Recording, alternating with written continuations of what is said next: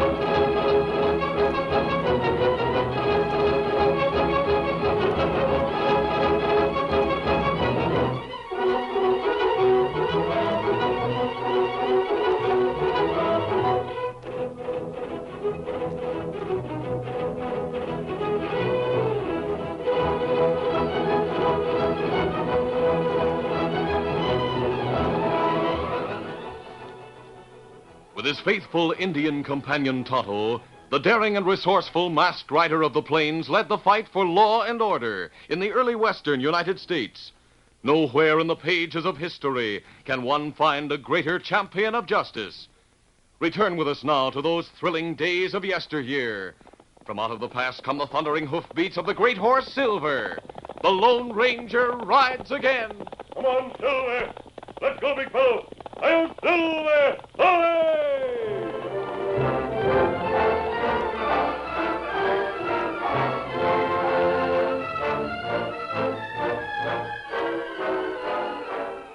Old Mike Hanlon had gone west with his married daughter Carol and her husband Jim Carter.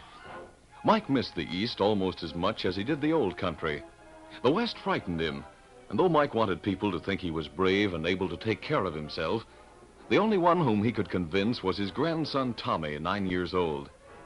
The high spot in Tommy's life was just before bedtime, when Mike drew on his imagination and always managed to have a story to tell. Now then, Tommy, me lad, into the bed with you. But, Gramps, you haven't told me a story tonight. Tell me one. Please, Gramps. Sure, I've already told you everything I can think of, Tommy. That I have. You mean you aren't going to tell me any story at all, then? Oh, golly. Well, now, let me think a bit. It's getting to be quite a task to think of new ones to tell you. And for the life of me, I can't seem to... Say, now, I do believe I've thought of something that will please you at that. But first, into bed you go. All right. There you go. Now, what are you going to tell me, Gramps? Well, now, since I've told you so much about the old country, maybe you'd like to be hearing a bit of a tale about a mysterious figure of a man who roams around right here in the West. And a fine figure of a man he is, too. Oh, golly. Who is it, Gramps? Sure, as to who he is, there's no one who can rightly say. The only name he's ever known by is the Lone Ranger. The Lone Ranger? Oh, gosh, Gramps, I've heard of him. Oh, you have you? And just what did you hear, I'd like to know? I just heard Dad ask the foreman if he ever heard of a man called the Lone Ranger. And the foreman said he'd heard a lot of stories about him, but he didn't believe they were true. Oh, so that's what Shotty Miller said, did he? Sure, if I had my way, that sneaky-looking Shotty Miller would be run off a Bar X ranch. Well, what about the Lone Ranger, Gramps? Oh, yes. Well, 'twas when you were a wee little laddie just after we come west, you understand. Uh-huh.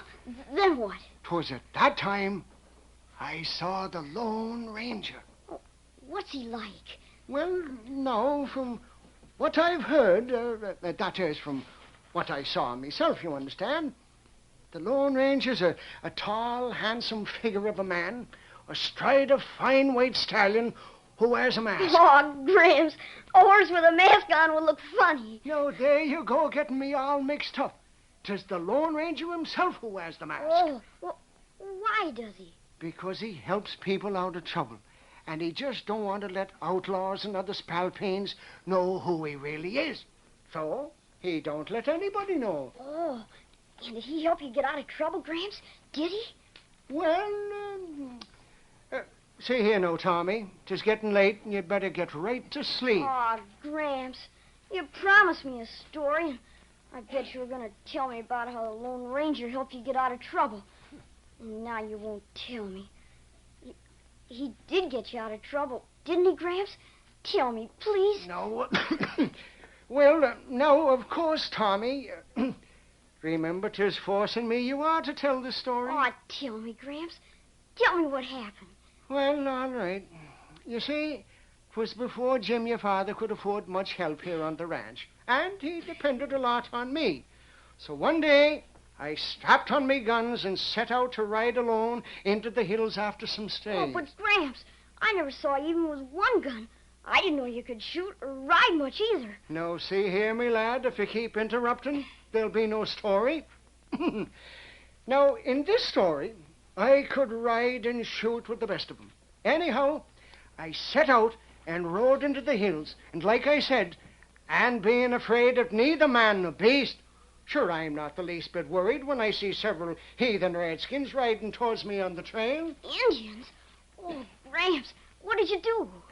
Well, seeing that I was greatly outnumbered and all, I knew going for me guns was useless. So I decided to use me head and act friendly with them. But it did no good.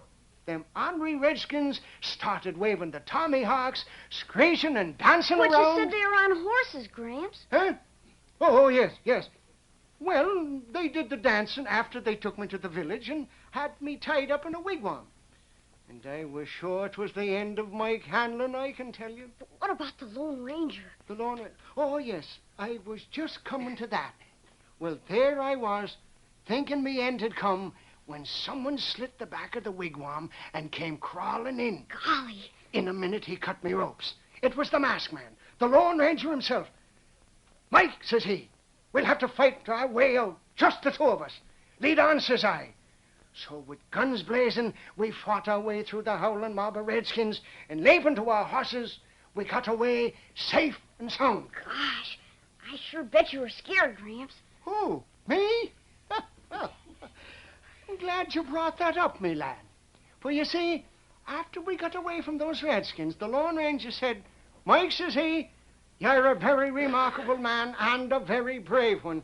Ah, 'twas a proud moment for Mike Hanlon, I can tell you. Golly, and I think the Lone Ranger must have been very brave to go into the Indian village alone like that and help you get away. Sure, and there's none braver, so they say, Tommy. He can get folks out of trouble in 3 shakes of a lamb's tail. See what you said? Well, Gramps, if the Lone Ranger's your friend, why doesn't he ever come to see you? Why doesn't he ever come to... well, no, since getting others out of trouble and catching crooks and all keeps him busy, he's not wasting his time riding here just to see the likes of me. Huh. Now you go to sleep, Tommy. I've told you a story, and that's that.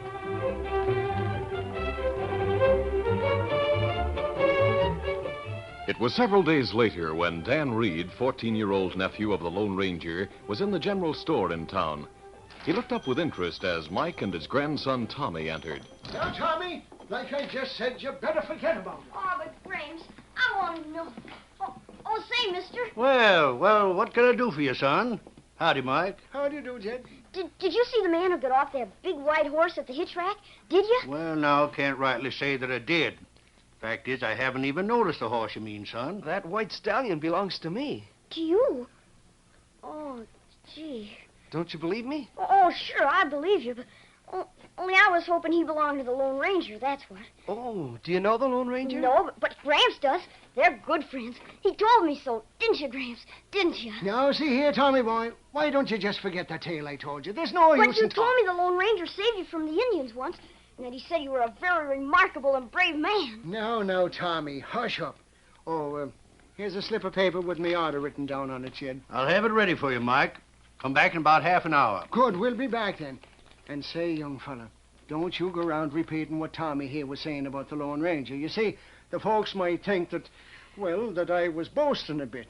if you get what I'm trying to say. Oh, I don't live in town, so I don't know any people here. Do you really know the Lone Ranger? Well, you see... Sure he does, don't you, Gramps? Well, in a way, that's Tell it. him what good friends you are and how he saved you and all, Gramps. You wouldn't tell me if it wasn't so there. Now, Tommy, this lad's not interested at all. Oh, but I am, sir. Do you live in town? I'm Tommy Carter, and my dad owns the Bar X Ranch.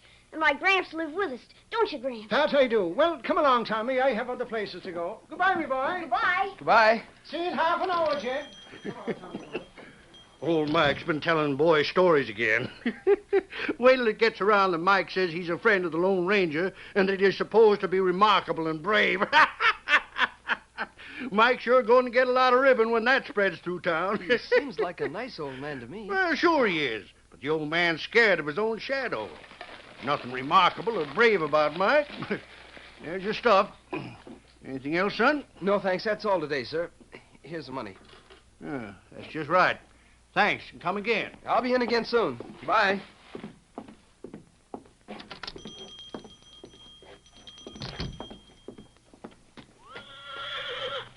Easy, Victor, old boy.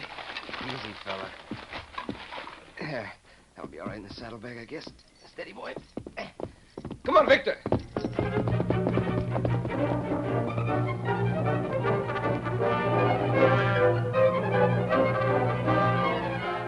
A short time later, Dan arrived at the camp which he shared with the Lone Ranger and Tonto. Dan found the Lone Ranger alone in camp, and he told the masked man what he had heard at the general store. I guess old Mike Hanlon is sorry he told young Tommy Carter that he knew you. The little boy believed everything he said, and, well, now it'll be all over town. Well, is that bad, Dan? Is there any reason why the old man shouldn't know me? Oh, no, sir, no. What I mean is people will make fun of him for saying the Lone Ranger said he was very remarkable and brave. He's sort of a small man, and the storekeeper says he's afraid of his own shadow. I see. Too bad Mike Hanlon told that story, then. May take away the boy's faith in him if it's proved untrue. Sure would disappoint Tommy. He was all excited about it. I can understand that he would be. Of course, his grandfather meant no harm. Didn't expect it to go any further. Maybe I can... Oh, here comes Tonto from town. Blacksmith finished sooner than he expected, I guess. Oscar, how fella? Easy, Scott, easy. How you, Kimasabi? How, Dan? Hi, Tonto. Tai, you got here sooner than I thought you would. I just came back to camp myself. Well, me come quick to get you. What's happened? Me ride trail that go along hillside. Me look down at branch trail in valley. Yes, I know where you mean. Well, me see buckboard with old man and boy. Then me hear Indians. See him attacking buckboard. Oh, golly, you mean the Indians killed him? No. But Kimasabi, it looked like roving band of Indians. Them maybe Apaches. Them not shoot gun, them use arrows. Them scare old man and boy. Old man yell for help. Then Indians make 'em drive buckboard cross plain. Golly, it must have been old Mike Hanlon and the boy I met in the store. Could be. They seem to be harmed, Tonto. No, but them plenty scared. Me count 4 Apache. Me think maybe them take man and boy to Indian camp. We'll do what we can to get them before they do get hurt. Dan, ride to the Barks Ranch. Tell Mr. Carter what's happened. Have him get all the men he can. Yes, sir. Tonto and I'll trail those Apaches and try to find their village. Bring Carter and the men to the pointed rock on the trail west of here. Have them wait until they hear from us. Yes, sir. I'll go right now. Should be easy to trail them with that buckboard, Tonto. Here, Silver. As soon as we find the village, Tonto, you can take word to Carter at the pointed rock. Dan should have them there by then. Easy, steady, big fella. Easy, fella. Come on, Silver. Come up, Scout.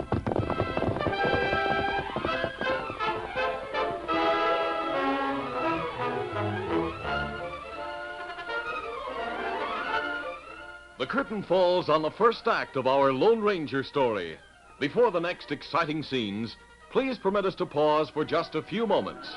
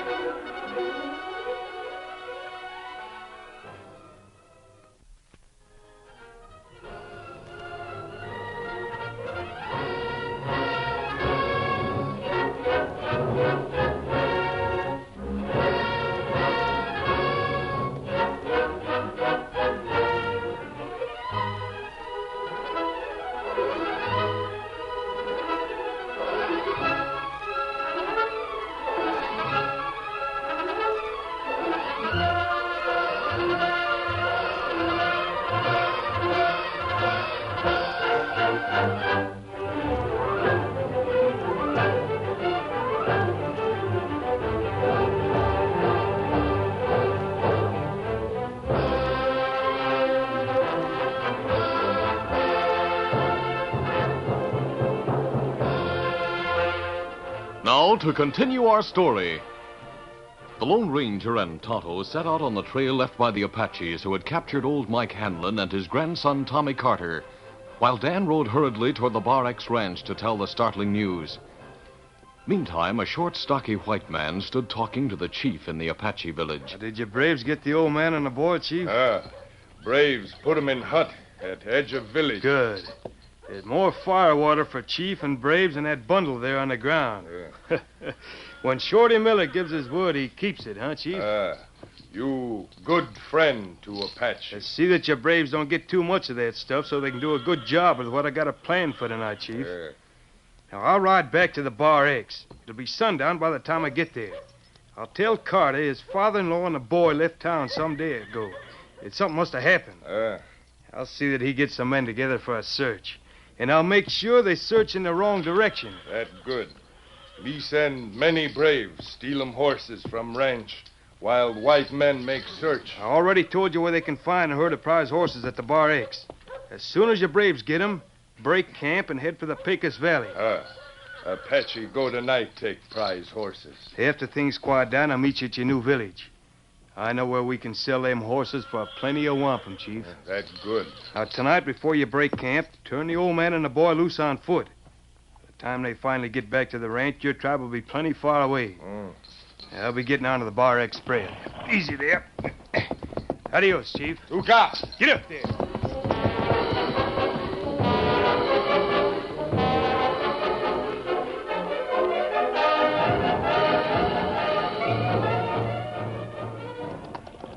Later on the trail, Dan Reed rode with Jim Carter and his ranch hands toward the Pointed Rock, where they were to await word from the Lone Ranger. Now, look here, son. Who is this friend of yours?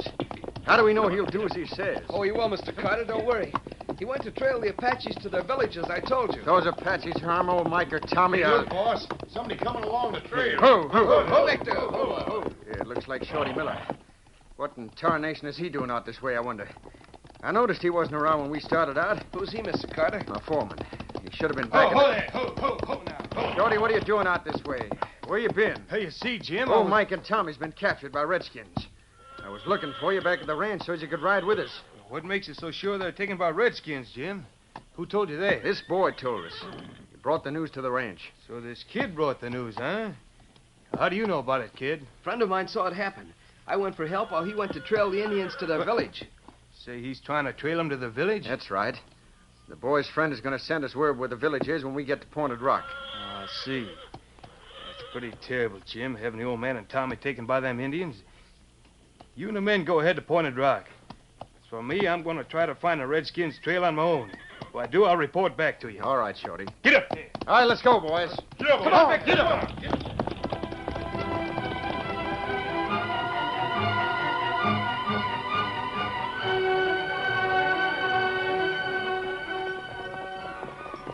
Meanwhile, the Lone Ranger and Tonto reined to a halt near the Apache village. Now that we've found the Apache village, Tonto, go tell Carter and his men at the Pointed Rock. And what you do, Kimasabi? It's almost sundown. I'll try to find out where the old man and the boy are. The Indians probably have them tied up in one of the huts. You be plenty careful, Kimasabi. Apaches be on guard. I'll be careful. It'll make things easier when you get here with the others if we know just where to find the captives. You better go now and hurry. Me go. If me not see you when me get back, me use hoot owl signal. All right. Adios. Adios. Get 'em up, Scout.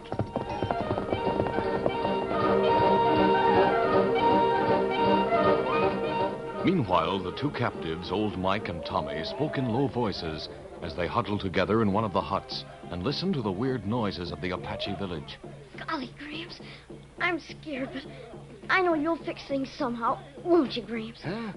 With that slinky redskin standing at the doorway there, just little hope I have. Well, great day. Look there, will you, out through the doorway. Somebody went past on horseback. Who was it, Gramps? Was it him? Was it your friend? It was the Bar X foreman, Shorty Miller.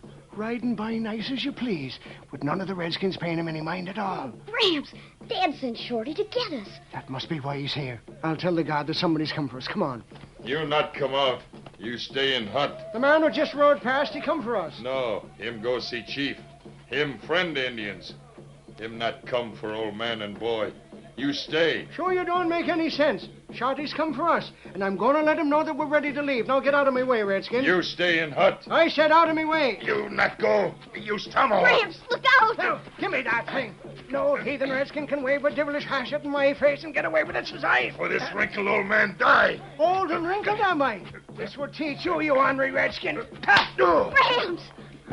Golly. Great day. The heathen must have had a heart attack. Or else I don't know my own strength. Come on, Tommy. We'll go find Shorty Miller. And hurry. Look, Shorty's over there talking to that Indian with all the feathers. Just the chief himself, looks like. Your father must have sent ransom money to get us free. Follow me and be quiet.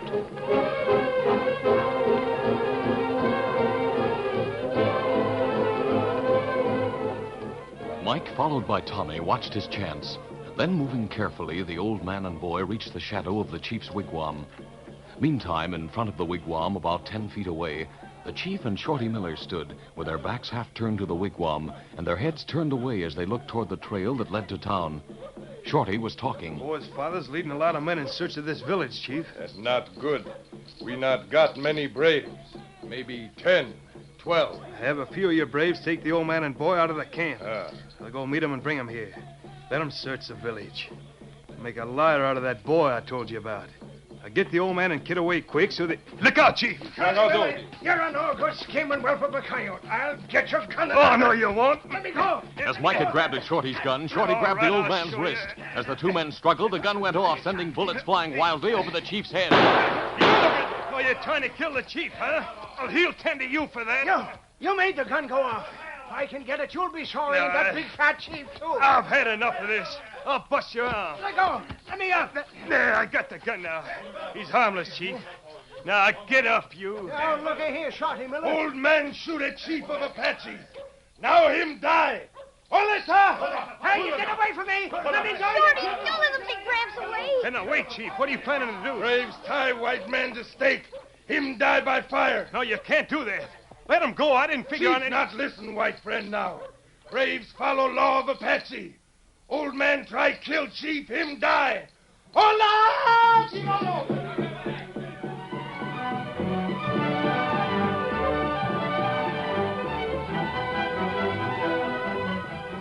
Meantime, on the outskirts of the village, the Lone Ranger had heard the commotion, and watching intently, he realized the situation was out of Shorty's hands. He saw the Indians tie Mike to a stake and watched as they gathered branches, laying them at Mike's feet, ready to burn. The masked man knew quick action was needed. He led the great horse Silver to a vantage point behind the chief's hut. Then, as he patted the intelligent stallion, the Lone Ranger spoke softly. Silver, we've got to do something and do it quickly. The great horse felt the excitement in the air as he stood waiting. As the Indians started to put torches to the branches at Mike's feet, the Lone Ranger drew his guns, then spoke to Silver. Go, Silver. Scatter them. Get them, Silver. The intelligent horse heard the order and knew it was expected of him. Without hesitation, Silver sprang forward. As the great white apparition appeared among them, the Apaches scattered wildly. Silver's flying hoofs kicked the unlit branches right and left. Glory be, look at that. He's bowling over the Indians right and left me.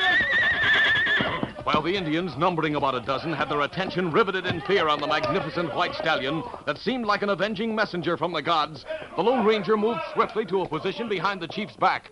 The masked man spoke sharply. Order your braves to stay back or die. Tell them to move farther aside in a single line. Amete!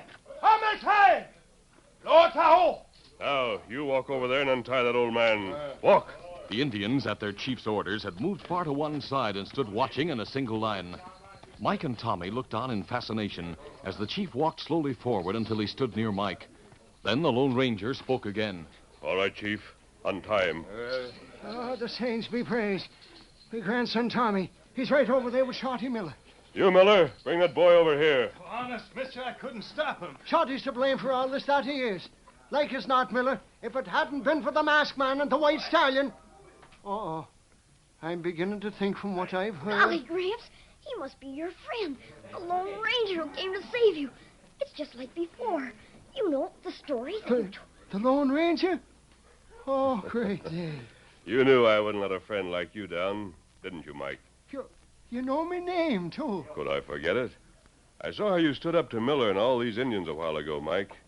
You're a very remarkable and brave man. Oh, golly, that's what he said before, Gramps. the other time, remember? No, Tommy, I don't... Don't move, Chief. I still have my gun on you. Now we'll have plenty of help. Why did you make that sound, mister? Oh, look! Rams! Look! Great day, it's your father and the ranch hands! Here they come! Mike and Tommy, boy, thank heaven you're safe. We'll fix these redskins now so they'll never... Hold on, Carter, hold on.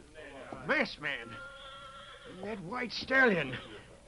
Mike, this must be that hombre you told that story about. And you really do know him. I'm glad to count Mike as a friend. Well, I'll be doggone. Mike, you can tell Carter about Shorty Miller. As for these Indians, we'll turn them over to the troopers to be sent to a reservation. No, Shorty, him make trouble for Apaches. Him make plan that not good. Him sell firewater not good. You fix Shorty. Apaches go in peace. Turn Miller over to the sheriff, Carter. Right. Then have your men take these Indians. There aren't many to the fort. Easy, right. steady, big fella. Where's Dan, Tonto? We tell Dan, wait at edge of Indian camp. All right, we'll join him there. Adios, Mike. Goodbye, sir, and thanks for everything. See you again sometime. Come on, through there. Come on, Scout. Golly, it happened almost like the story Gramps told me, Dad. He does know the masked man. And he said Mike was remarkable and brave. Just like he said before. Didn't he, Gramps? It was what he said, all right, Tommy. But I've told me last story. Seeing and hearing is believing. But 'tis hard for myself to believe that I was called a friend by the Lone Ranger.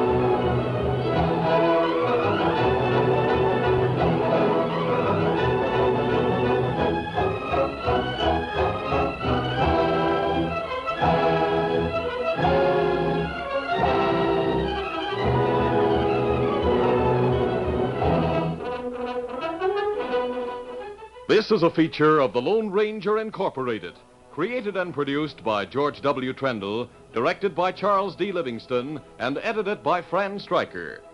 The part of the Lone Ranger is played by Brace Beamer.